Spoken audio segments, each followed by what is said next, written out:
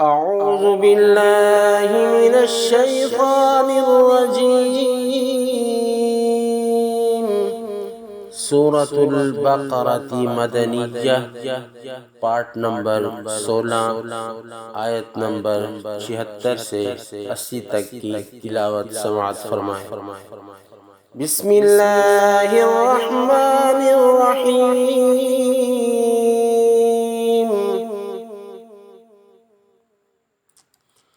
وَإِذَا لَقُوا الَّذِينَ آمَنُوا قَالُوا آمَنَّا وَإِذَا خَلَا بَعْضُهُمْ إِلَى بَعْضٍ قَالُوا أَتُحَدِّثُونَهُم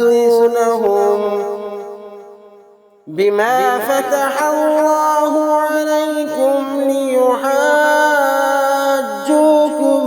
بِهِ عِندَ رَبِّكُمْ أَفَلَا تَعْقِلُونَ أَوَلَا يَعْلَمُونَ أَنَّ اللَّهَ يَعْلَمُ مَا يُسِرُّونَ وَمَا يُعْلِنُونَ وَمِنْهُمْ أُمِّيُّونَ لَا يَعْلَمُونَ الْكِتَابَ إِلَّا أَمَانِيَّ وَإِنْ هُمْ إِلَّا يَظُنُّونَ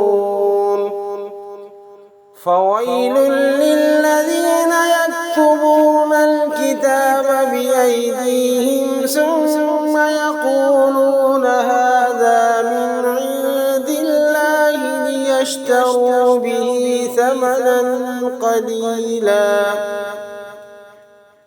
فَوَيْلٌ لَّهُم مِّمَّا كَتَبَتْ أَيْدِيهِمْ وَوَيْلٌ لَّهُم مِّمَّا يَكْسِبُونَ وَقَالُوا لَن تَمَسَّنَا النَّارُ إِلَّا أَيَّامًا مَّعْدُودَةً قُلْ أَتَّخَذْتُمْ عِندَ اللَّهِ عَهْدًا فَلَن يُخْلِفَ اللَّهُ عَهْدَهُ أَمْ تَقُولُونَ عَلَى اللَّهِ مَا لَا تعلمون صدق الله العظيم۔